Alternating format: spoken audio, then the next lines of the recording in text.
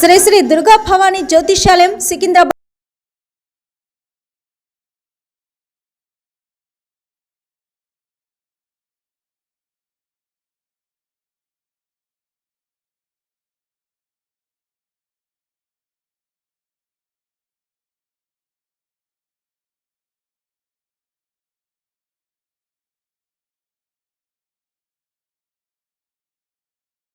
బాదులోని Medchal bus stop దగ్గర Mutyalamma temple ఉందండి. అక్కడికి నేను ఇచ్చేసాను.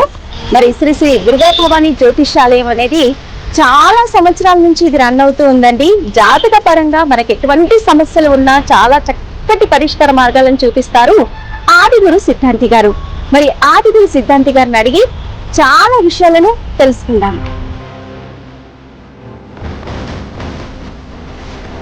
నమస్కారం గురువు గారు.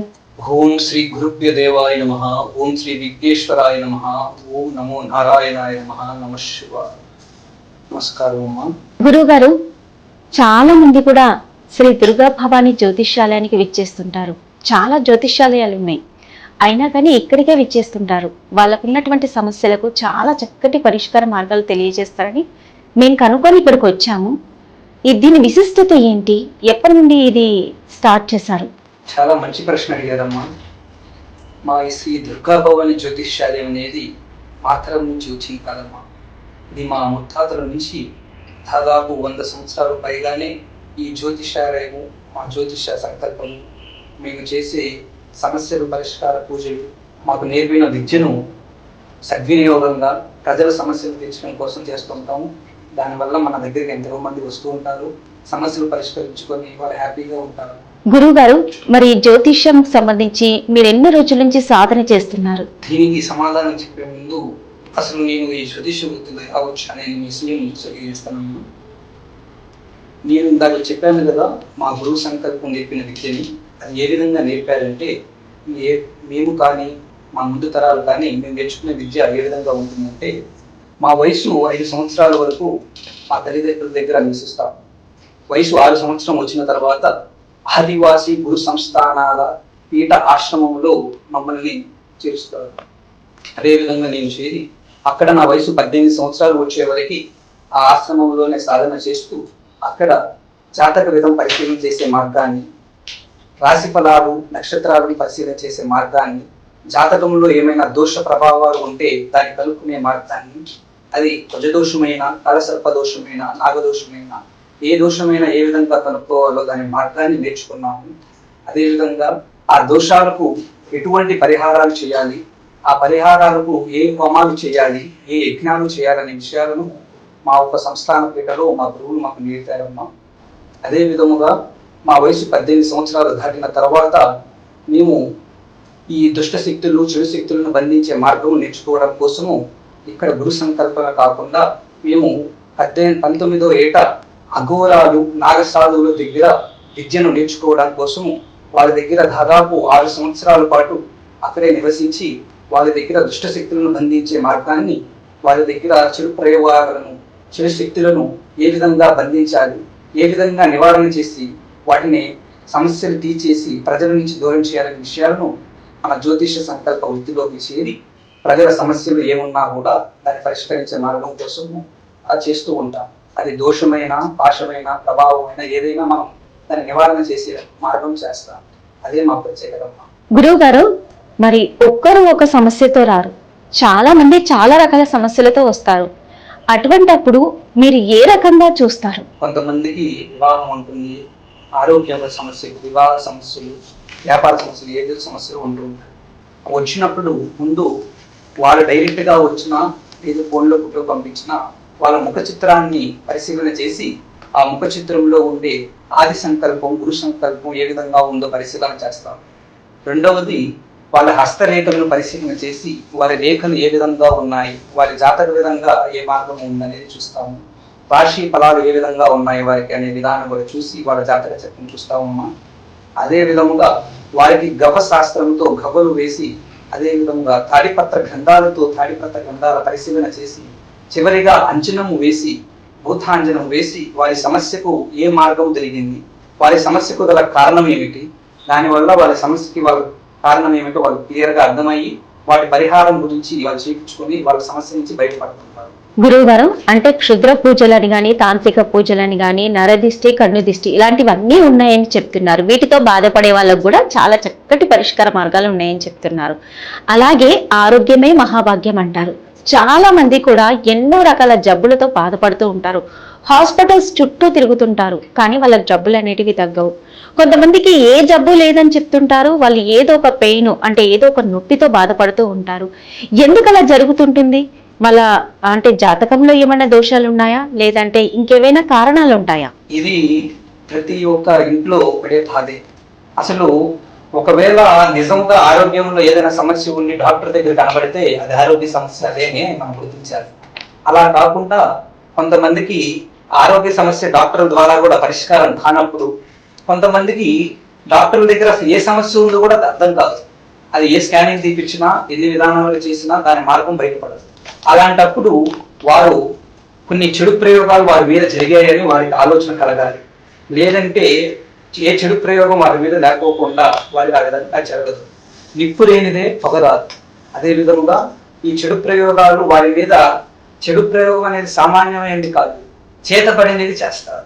అది వారికి సంబంధించిన వారు, వారి శత్రువులు, వారి మిత్రులని నటిస్తూ వాళ్ళ చుట్టూ తిరిగేవాళ్ళు ఎవరో వారి మీద పగతో, వారి మీద పిలుపు చంద్రాలతో వారికి కొన్ని చేతపడి కార్యక్రమాలు చేపించి చేతపడుల వల్ల వాళ్ళ ఆరోగ్యాన్ని నశింపజేసేలా చేస్తుంది. అలాంటి వాళ్ళల్లో ముఖ్యంగా వారికి మోకాలు నొప్పులు కానీ, కాళ్ళ నొప్పులు కానీ, కడుపు నొప్పి కానీ, తలనొప్పులు కానీ ఇవన్నీ వస్తూ ఉంటాయి. స్త్రీలకి అనేక రకమైన కడుపు నొప్పి సమస్యలు, అదే విధముగా దానికి నెల నెల వచ్చే నెలసరి ప్రాబ్లములు, ఇవి కూడా చాలా వరకు ఈ దుష్ట ప్రయోగాల వలన చేతపడుల వల్ల వస్తూ ఉంటాయి. అలాగా మీరు కానీ మీ ఇంట్లో పెద్దవారు కానీ ఎవరైనా సమస్యతో బాధపడుతుంటే, అనారోగ్య సమస్యతో, మీరు వెంటనే అది ఏదైనా చేతపడి జరిగిందని గుర్తించాలి. అలా గుర్తించి దాన్ని నివారణ చేయడం కోసం, వాళ్ళు బాగుండడం కోసం మాకు ఫోన్ చేస్తే ఆ చేతపడి నివారణ ఏ విధంగా చేయాలనే విషయాలను మీకు అది క్లియర్గా తెలియజేస్తారు. గురువు గారు, చాలా మంది తల్లిదండ్రులను కలవర పెడుతున్న ప్రశ్న ఏంటంటే, కొంతమంది అబ్బాయిలకు కానీ అమ్మాయిలకు కానీ అంత తొందరగా వివాహం అనేది జరగకపోవడానికి కారణాలేంటి? ఏమైనా దోషాలు ఉన్నాయా? ఎలాంటి పరిహారాలు పాటించాలి? మీ జ్యోతిష్యాలయానికి వస్తే ఎటువంటి పరిష్కారాన్ని చూపిస్తారు? వివాహం అనేది ఎంతో ప్రధానమైనది, పవిత్రమైనది. వివాహం అనేది సృష్టితో సంబంధించబడి ఉంది. ఆ వివాహం అనేది కొంతమందికి సంబంధాలు ఏది చూసినా దగ్గరకు వచ్చి దూరం అవుతూ ఉంటాయి. కొంతమందికి ఎంగేజ్మెంట్ అయ్యి రేపు మాకు వివాహం ఉన్నా కూడా ఆ ఒక వివాహం అనేది క్యాన్సిల్ అయిపోతూనే ఉంది. అలాంటి వారికి మనకు దానికి కారణాలు ఏముంటాయంటే, మొదటి కారణము వారి జాతకంలో కుజదోషము కానీ, కాలసర్ప దోషము కానీ, నాగదోషము కానీ వారి జాతకంలో ఉంటే వారికి వివాహం అనేది, ఈ సంబంధాలు అనేది దూరం అవడం, వివాహం కాకపోవడం అనేది జరుగుతుంది. మరి కొంతమందికి జాతకంలో ఏ దోషము లేకపోయినా జాతకం బ్రహ్మాండంగా ఉన్న వివాహం కావడం లేదు. ఎందుకు గురువుగారంటే, వారికి సంబంధించిన వాళ్ళలో, ఇప్పుడు వివాహం కాని అబ్బాయికి వాళ్ళ తల్లిదండ్రులకు సంబంధించిన వాళ్ళలో కానీ, లేదా ఈ అబ్బాయికి సంబంధించిన వాళ్ళలో కానీ, ఈ అబ్బాయికి కానీ అమ్మాయికి కానీ వివాహం అనేది కాకుండా ఉండాలని, వారి సంసార జీవితం గడపకుండా ఉండాలి, వారికి ముఖ్యంగా వంశాభివృద్ధి జరగకుండా ఉండాలి, వారి జీవితం సర్వనాశనం అయిపోవాలనే ఆలోచనతో ఈ ఒక వివాహం కానివ్వకుండా కొన్ని చెడు ప్రయోగాలు, కొన్ని మోహిని ప్రయోగాలు చూపించి వారి మీద పంపిస్తూ ఉంటారు. అలా పంపించిన తర్వాత వారి జాతకంలో ఏ దోషం లేకపోయినా వివాహం అనేది కాకుండా ఈ దుష్ట ప్రయోగాలు, ఈ మోహిని ప్రభావాలు అది ఆపుతూ ఉంటాయి.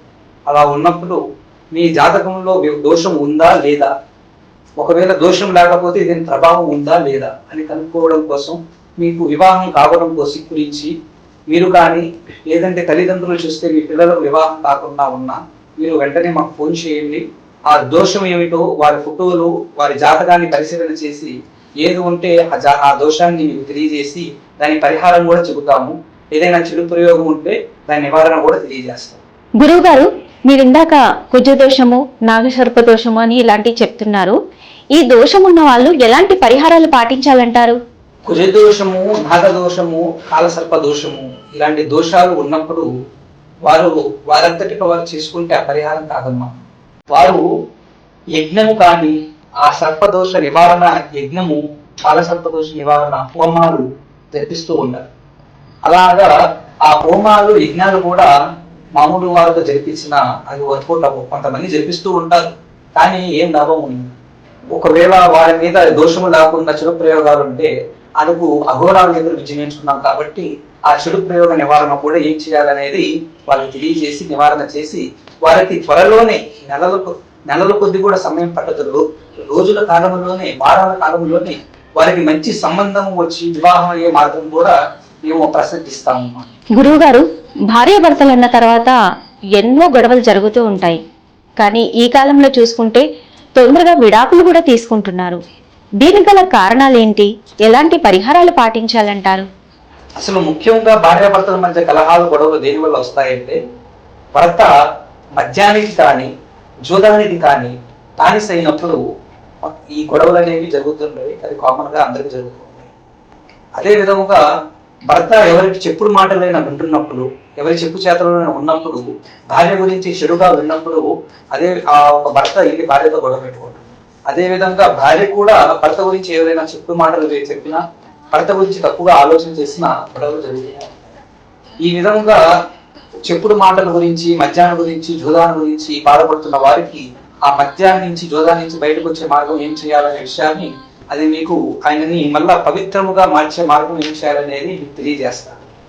ఇది కాకుండా కొంతమందికి, చాలా మందికి చెప్పుకోలేని విషయం, భార్యలు భర్త పరాయి స్త్రీతో వ్యామోహపడటం, పరాయి స్త్రీ ప్రేమలో పడి ఆ భర్త పరాయి స్త్రీతో ఉండి భార్యను చూసుకోలేక భార్యను దూరం పెట్టడం అనేది చేయడం వలన ఎందరో మంది భార్యలు చాలా వరకు బాధలు పడుతూ ఆ బాధని బయటకు చెప్పుకోలేక వాళ్ళలోనే చాలా వరకు దిగులు పడుతూ ఉంటారు. అలా జరగడానికి గల కారణం ముఖ్యంగా భర్తది కొంత తప్పు ఉంటే ఆ పరాయి స్త్రీది మాక్సిమం తప్పు అనేది ఉంటుంది. పరాయి స్త్రీ కొంతమంది భర్తలు కొంతమంది ముఖాలను చూసి, పురుషులని చూసి ఆ పరాయి స్త్రీలు, ఆ దుష్ట స్త్రీలు ఆ వశీకరణం అనేది చేపించుకొని ఆ ఒక స్త్రీకి ఈ పురుషుడిని వశపరుచుకొని ఈ భార్య నుంచి దూరం చేసే మార్గం చేస్తూ, అలా చేసినప్పుడు వారు హ్యాపీగా ఉంటారు. ఈ భార్య పిల్లల బాధతో ఉంటారు. అలా ఉన్నప్పుడు మీరు బాధపడొద్దమ్మా. మీ పురుషుడు, మీ భర్త ఎవరితో ఉన్నా, ఏ విధంగా ఉన్నా వాళ్ళ నుంచి పూర్తిగా నివారణ చేసి, వాళ్ళ నుంచి విముక్తి పొంది, వాళ్ళని వదిలేసి, వారి ధ్యాస లేకుండా మీ దగ్గరకు వచ్చి మీ ధ్యాసే ఉండి మిమ్మల్ని ప్రేమిస్తూ మీతోనే హ్యాపీగా ఉండే మార్గం చేసే ఆలోచన మీ చేతుల్లోనే ఉంది. దాని అవకాశం మీ చేతుల్లోనే ఉంది. అవకాశాన్ని వినియోగించుకోండి. ఫోన్ చేసి మీ సమస్యను తీర్చుకోండి. గురువు గారు, చాలా మంది భార్యాభర్తలు సంతానం లేక బాధపడుతూ ఉంటారు. ఎన్నో హాస్పిటల్స్ చుట్టూ తిరుగుతుంటారు, ఎన్నో గుళ్ళ చుట్టూ తిరుగుతుంటారు, అయినా కానీ సంతానం కలగదు. అలా కలగకపోవడానికి గల కారణాలేంటి? ఎలాంటి పరిహారాలు పాటిస్తే సంతానం కలుగుతుంది? మన పురాణాల ప్రకారము కానీ, వేదాల ప్రకారము కానీ, ఒక స్త్రీ పరిపూర్ణత స్త్రీ ఎప్పుడవుతుందంటే ఆ స్త్రీకి సంతానం కలిగి. అదే విధముగా ప్రతి వారు చూసేవారు అందరూ ఒక గుడ్లాడిగా చూస్తున్నారనే ఆలోచన వీళ్ళు కలిగి దాని గురించి ఇంకా బాధపడుతుంది. అసలు సంతానం కలగక భార్యాభర్తల మధ్య కూడా ఎన్నో గొడవలు వస్తూ ఉంటాయి. ఈ అమ్మాయికి వాళ్ళ అత్తమామ నుంచి కూడా గొడవలు వస్తూ ఉంటాయి. అసలు ఎందుకు ఈ సంతానం కలగడం లేదు, ఏమిటి అనే మార్గం తెలుసుకోవడం గురించి చూస్తే, కొంతమందికి హాస్పిటల్లో చూపిస్తే అవి తగ్గిపోని వారికి ఏం చేస్తే జరుగుతాయంటే, అసలు వారికి ఎందుకు సంతానం కలగదనే కారణం చూడాలంటేనమ్మా, వారికి సంతానం కలగకపోవడం కారణం ముఖ్యంగా వారి జాతకంలో, భార్య కానీ భర్త కానీ వారి జాతకంలో కాలసర్ప దోషం అనేది ఉండదు. కాలసర్ప దోషం ఉన్నప్పుడు వారికి సంతాన ప్రాప్తి అనేది జరగదు. ఆ కాలసర్ప దోషం ఉండడం వల్ల ఒకవేళ సంతాన అభివృద్ధి అవుతున్నా కూడా అది మధ్యలోనే అవకాశం. రెండోది, సంతానాభివృద్ధి కాకపోవడానికి ముఖ్య కారణం మరొకటి, వీరికి వంశాభివృద్ధి జరగకూడదని, వీరి వంశం పెరగకూడదని, వీరి తరతరం రాకూడదని, వీరి వంశం ఇంతటితో అంతమైపోవాలి, వీరు ఆ బాధతో ప్రతిరోజు, ప్రతి గంట, ప్రతి ఈ సమస్యని ప్రతి నిమిషం వీరిని బాధిస్తూ ఉండాలి అనే ఒక ఆలోచనతో కొంతమంది వీరికి సంతానంగా కలగకుండా ఆ ఒక అమ్మాయి గర్భంలో కొన్ని దుష్ట ప్రయోగాలను చేసి ఒక శక్తిని పంపిస్తుంది. ఆ దుష్ట ప్రభావం ఆ అమ్మాయి గర్భంలో ఉన్నంత వరకు సంతానం అనేది అందుతుంటే ఆ సంతానం ఆ గర్భంలోనే మింగేస్తుంది. దాని మార్గం వలన కొంతమందికి సంతానం కలిగి 3వ నెలలోను 5వ నెలలోనూ కూడా అవి డ్రాప్ అయిపోతూ ఉంటాయి. మళ్ళీ సంతానం అక్కడితోనే మింగేస్తుంటుంది. అలాంటి ప్రభావం కలిగిన వారు మీరు ఎంతో బాధతో ఉన్నారు, మీ బాధను తీర్చే అవకాశం మీ చేతిలో ఉంది కాబట్టి అది మాకు ఫోన్ చేయండి. ఈ సంతానం కలగకపోవడానికి కారణం దోషమా, పాశమా, ఏదైనా చెడు ప్రయోగం మీ కాలుకు కప్పేసిందా అనేది పరిశీలన చేసి మీ ఫోటో ప్రకారం కానీ మీ జాతక ప్రకారం కానీ పరిశీలన చేసి దానికి పరిహారం చేసి కొన్ని నెలల్లోనే మీ ఒక సంతానం కలిగే మార్గాన్ని ఆ దుర్గా భవాని అమ్మవారు ప్రసిద్ధి చేస్తుందమ్మా. గురువు గారు, వ్యాపారాల్లో నష్టాలు అనేటివి చూస్తూ ఉంటాం. ఎన్నో లక్షలు ఖర్చు పెడతారు, ఎన్నో వేలు ఖర్చు పెట్టి వ్యాపారాన్ని స్టార్ట్ చేస్తారు. అయినా కానీ వ్యాపారం అనేది అభివృద్ధి చెందదు, నష్టాల పాలవుతుంటాయి. దానికి గల కారణాలేంటి? మరి వ్యాపారం అభివృద్ధి చెందాలి అంటే ఎటువంటి పరిహారాలు పాటించాలి? ఎందరో మంది వ్యాపారంలో లక్షలు పోస్తూ వారికి ఉన్నవి లేనివి అప్పు సొప్పులు తెచ్చి కూడా వాళ్ళకున్న వ్యాపారంలో పెడుతుంది. అది చిన్న వ్యాపారమైనా పెద్ద వ్యాపారమైనా దేంట్లోనైనా ₹1 ఖర్చు పెట్టినప్పుడు దానికి తగ్గట్టుగా ₹1 కావాలని ఎవరైనా ఆశిస్తారు. కాకపోతే చాలా మంది వ్యాపారస్తులు ఆ వ్యాపారంలో నష్టపోవడమే ఎక్కువగా కనబడుతుంది. వ్యాపారంలో లాభం పొందడం అనేది, ఆ సక్సెస్ రేట్ అనేది చాలా తక్కువ ఉంది. అసలు ఎందుకు నష్టపోతూ ఉంటారు? ఎందువల్ల వాళ్ళకి ఆ వ్యాపారంలో ముందుకు రానివ్వలేకపోతున్నారు? కొంతమంది వ్యాపారం మొదట్లో కొంత బాగా నడిచి తర్వాత క్రమక్రమంగా వాళ్ళు తగ్గిపోతూనే ఉంటారు. కొంతమందికి పెట్టినప్పుడు నుంచి లాస్ట్లో నడుస్తూనే ఉంటారు. అసలు ఎందువల్ల వ్యాపారంలో వాళ్ళకి అభివృద్ధి లేదని చూస్తే వారు పెట్టిన ప్రదేశము కానీ వారిని చూసి కానీ కొంతమంది వారి మీద నర ఏడుపు పెడుతూ ఉంటారు. దానివల్ల వారికి నరదృష్టి ప్రభావం అనేది వారి మీద ఉంటుంది. నరదృష్టి, నరఘోష అనేది చాలా ప్రమాదమైనది. నరదృష్టి ప్రభావం వలన అండరాయి కూడా 4 ముక్కలు ఎక్కుతుంది. నరదృష్టి ప్రభావం వలన పచ్చని చెట్టు కూడా రాలిపోతూ ఉంటుంది. దీనికి ఉదాహరణ వేదాల ప్రకారము పసిఫిక్ సముద్రంలో ఒక వర్గము, ఈ అడవి వర్గం అనేది ఒకటి ఉంది.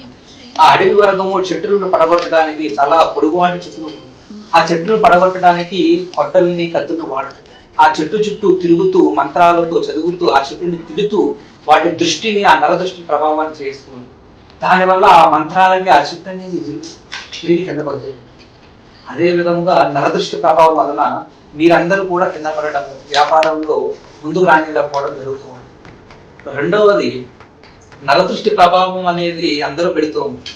కానీ కొంతమందికి కావాలని వారి వ్యాపారంలో ముందుకు సాగకూడదు, వారి డబ్బులు నిలవకూడదు, ధన సంపాదనలో వాళ్ళ అభివృద్ధి చెందకూడదు, ధన సంపాదనలో బాగుండి లైఫ్ బాగుండకూడదు అనే ఆలోచనలో వారి చుట్టూ తిరిగే కొంత శత్రువులు కానీ, మిత్రులుగా పేరు చెప్పుకొని తిరిగే కొంతమంది శత్రువులు తడిగుడ్డతో గుర్తుకొచ్చి కొంతమంది వారి చుట్టూ తిరుగుతూ, అలాంటి వారు వీరి వ్యాపారంలో ముందుకు సాగకూడదు, వీరి వ్యాపారం అభివృద్ధి చెందకూడదు అనే ఆలోచనతో కొంతమంది మాంత్రికుల దగ్గర వీరి గురించి, వీరి పేరు అందరి గురించి ఇచ్చి ఈ ఒక చేతబడులు, చెడు ప్రయోగాలు జరిపించి వారి మీద కొన్ని ప్రభావాలు పంపిస్తూ, అలా పంపించినప్పుడు ఆ చెడు ప్రయోగాలు ఆ వ్యాపారస్తుల మీద ఉండి, ఆ మనుషుల మీద ఉండి, వారు పెట్టే వ్యాపారంలో ఉండి వారి వ్యాపారం ముందుకు సాగనివ్వకుండా, డబ్బులు రానివ్వకుండా, లక్ష్మి సంపాదన పెరగకుండా, పెట్టే రూపాయి కాస్త నష్టపోయి బయట అప్పులు సొప్పులు తెచ్చుకోవడం, వాటి నుంచి కూడా బాధపడే మార్గంలో ఈ ప్రభావాలు చేస్తూ ఉంటారు.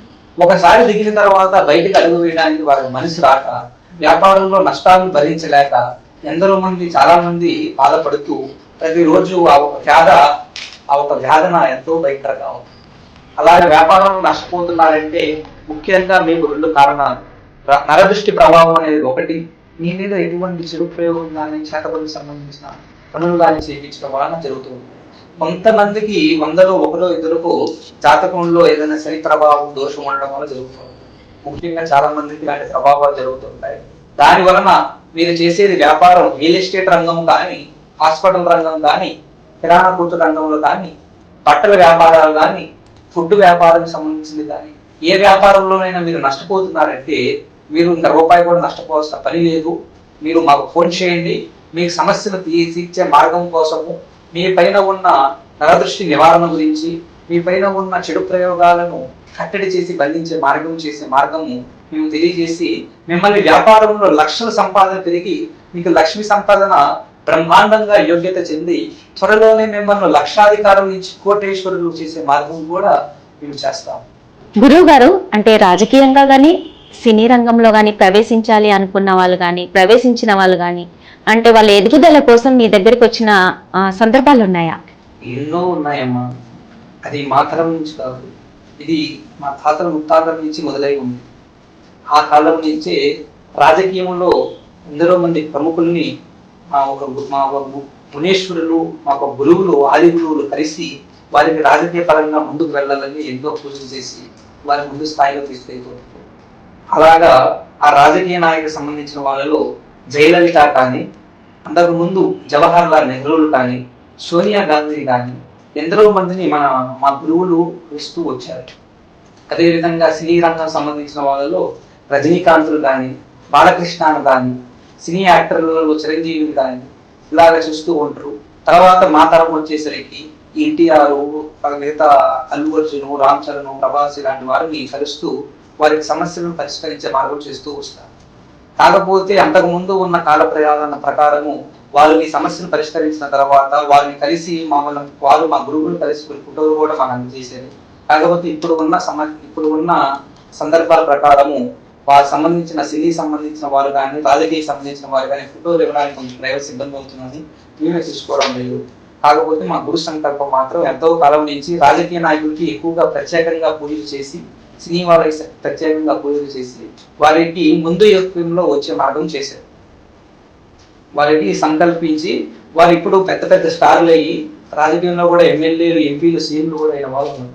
చంద్రబాబు నాయుడు కానీ, జగన్ కానీ, కేసీఆర్ కానీ, తమిళనాడులో జయలలిత కానీ, స్టాలిన్ కానీ, మనకి ఢిల్లీలో వచ్చేసరికి సోనియా గాంధీ కుటుంబానికి కానీ, కొంతకాలం క్రిందట మోడీ గారికి కానీ ఎందరో మందికి మనం కలిసి వారికి మనకి వచ్చే భాషలు మనకి హిందీ, తెలుగు, తమిళ అన్ని భాషలు మనకు సంబంధించడానికి వచ్చి ఉంటాయి. దాన్ని బట్టి మాట్లాడి వారి సమస్యను తీర్చేస్తాం. గురువు గారు, చివరగా ఒక ప్రశ్న ఏంటంటే, చాలా మంది ప్రేమ విఫలమైందనో లేదంటే స్టడీస్లో ఫెయిల్ అయ్యామోనో ఆత్మహత్యలు చేసుకుంటారు. అలా ఎందుకు అనిపిస్తుంది? అలాంటి వాళ్ళు వచ్చి మిమ్మల్ని కలవచ్చా? లేదంటే మీరు ఏదైనా పరిహారాలు చెప్తుంటారా?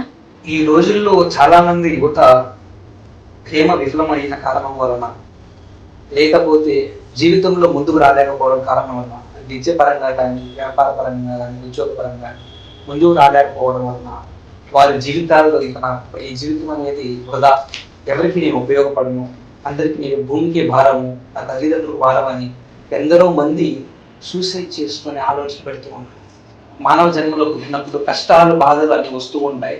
వాటిని నెరవేర్చుకునే మార్గం మీ దగ్గర లేనప్పుడు మా గురువు సంకల్పాన్ని ఫోన్ చేయండి, తెలియజేస్తాను. గురువు గారు, ఇందాక మీరు చెడు ప్రయోగాలు అంటున్నారు, చేతబడి, బాణమతి అంటుంటారు కదా, ఇవి ఎలా చేస్తుంటారు? వీటిని ఎలా నివారించుకోవాలి అంటారు?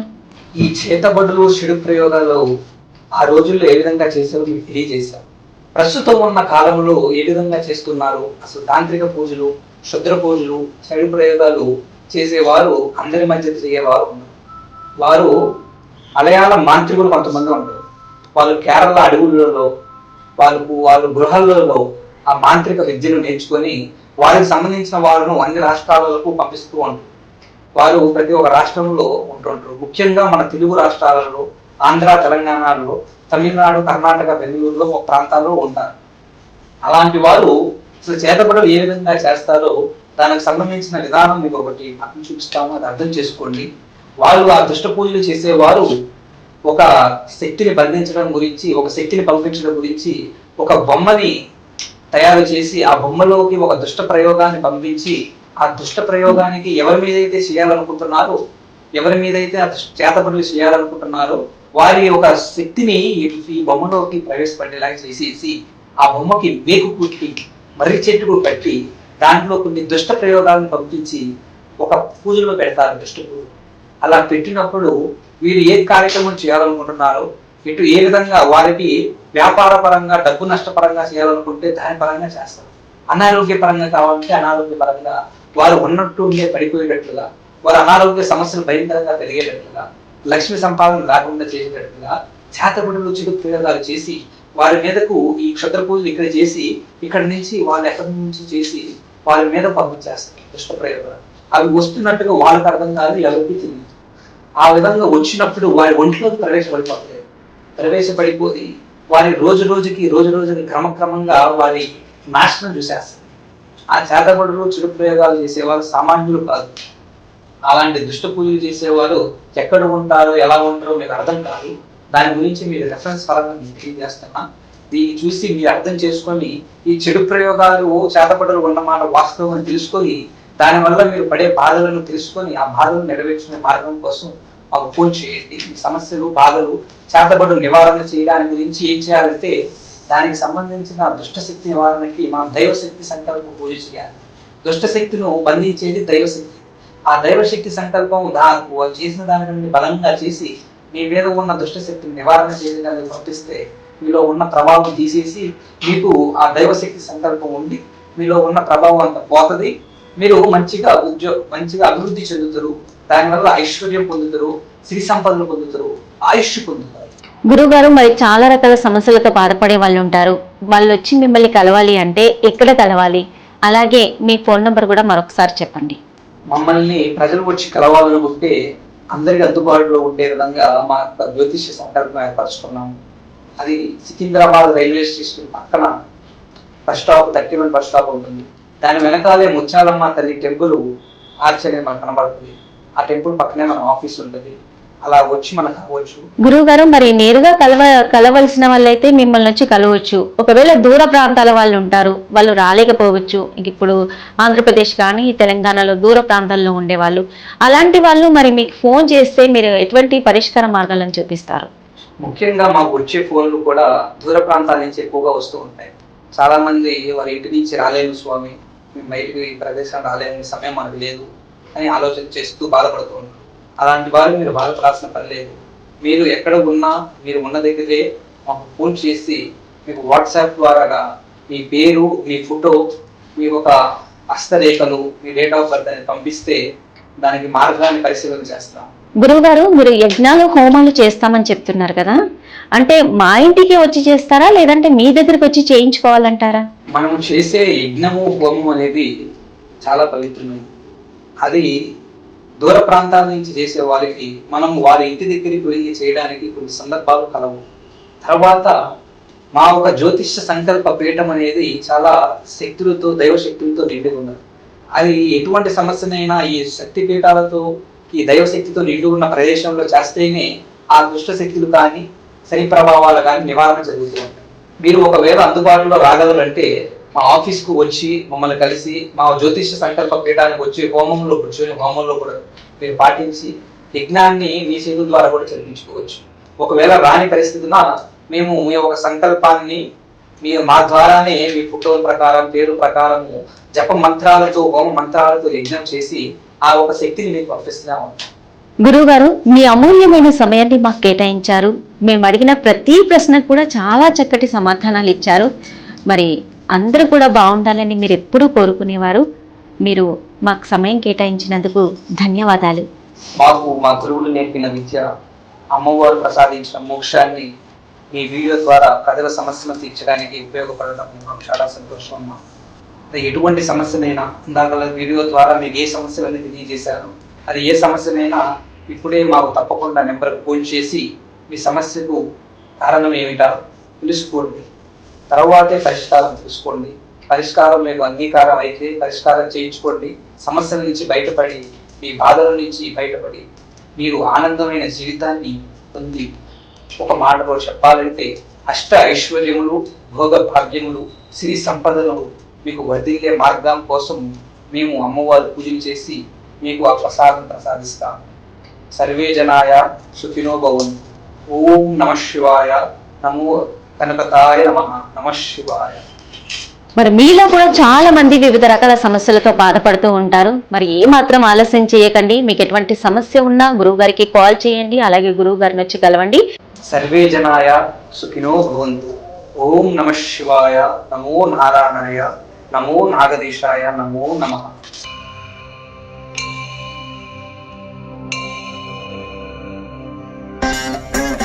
శ్రీ శ్రీ దుర్గా భవానీ జ్యోతిష్యాలయం సికింద్రాబాద్